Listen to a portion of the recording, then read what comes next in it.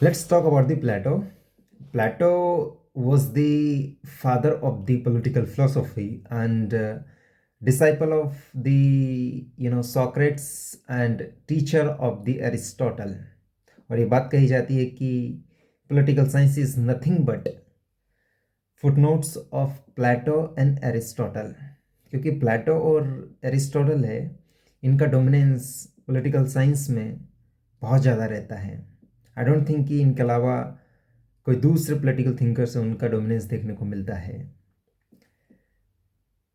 चूँकि प्लेटो सोक्रेट से बहुत ज़्यादा इन्फ्लुएंस थे, इसलिए उन्होंने एक थ्योरी दी थी। उस थ्योरी का नाम था द थ्योरी ऑफ आइडिया। और theory of idea is basically based on the Socrates theory of knowledge. And if I talk a little bit about the theory of knowledge, so Socrates basically talks about that unexamined life is not worth living. That means everyone has to examine his own life.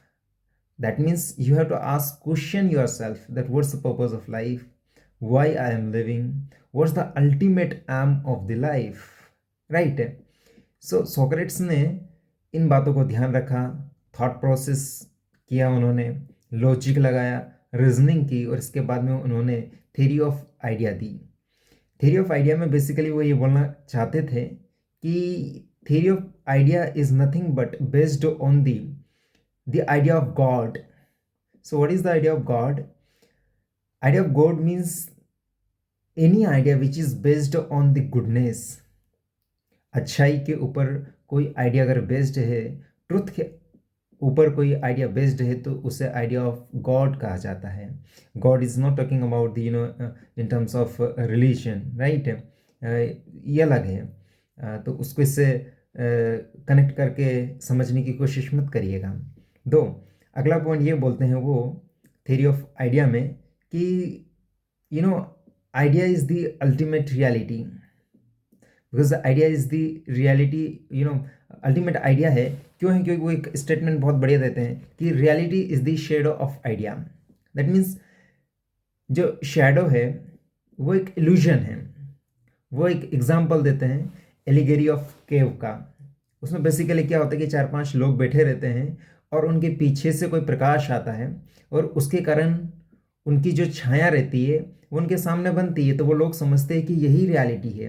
But actual में reality something is else, because सूरज है वो उन लोगों के पीछे है और एक्चुअल में वो व्यक्ति वो खुद एक रियलिटी है, बट वो शेडो को ही एक रियलिटी समझ रहे थे। तो सिमिलरली जब व्यक्ति के पास नॉलेज नहीं होता है, किसी चीज़ के बारे में उसकी समझ नहीं होती है, तो वो इल्यूजन को, अर्थात जो चीज़ सही नहीं है उसी को ही सही मानता है और वो यही समझता है कि यही अल्टीमेट ट्रुथ है, right? So ignorance and arrogance is the key hurdle in the man's progress. Is that clear? और आगे वो ये कहते हैं कि जो आइडिया है वो एक परमानेंट है। अगर इंडियन कॉन्टेक्स्ट में आपको एग्जांपल देना चाहूँ तो कॉन्स्टिट्यूशनलिज्म इज एन आइडिया। एक आइडिया है constitutionalism. What does it mean? It means limited government. That means government has to work within the framework, within the limit, but constitution is the reality. Constitutionalism का कोई idea अभी का नहीं है कि 1947 के बाद हमारा देश आज़ाद हुआ और हमने कॉन्स्टिट्यूशन बना दिया। नहीं, इसके पहले भी कॉन्स्टिट्यूशनलिज्म नाम की कोई चीज़ होती थी। हो सकता है कि वो रूल्स एंड रेगुलेशन एक डेमोक्रेटिक नहीं हो, ऑटोक्रेटिक हो या ओलिगार्की टाइप का हो, but there was some kind of prevalence of the constitutionalism. But constitution जब भारत का आया तो ये एक रियलिटी हो गई है। सिमिलरली एग्जाम्पल अगर हम देखना चाहें कि ब्यूटी इज एन आइडिया।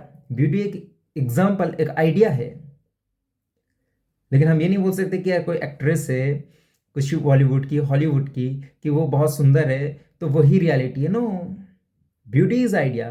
कोई एक्टर या एक्ट्रेस अगर कोई जिंदा है तब तक ही क्या ब्यूटी का आइडिया एग्जिस्ट करेगा?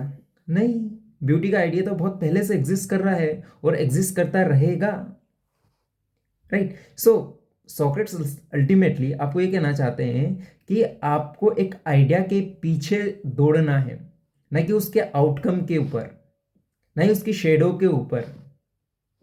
क्योंकि एक आइडिया अगर आपको आता है तो उसको रियलिटी में कन्वर्ट कर सकते हैं आप। Are you getting my point? So that's what major points about which Plato was talking. चलिए दूसरी वीडियो में मिलते हैं प्लेटो की दूसरी थ्योरी लेकर। तब तक के लिए गुड नाइट।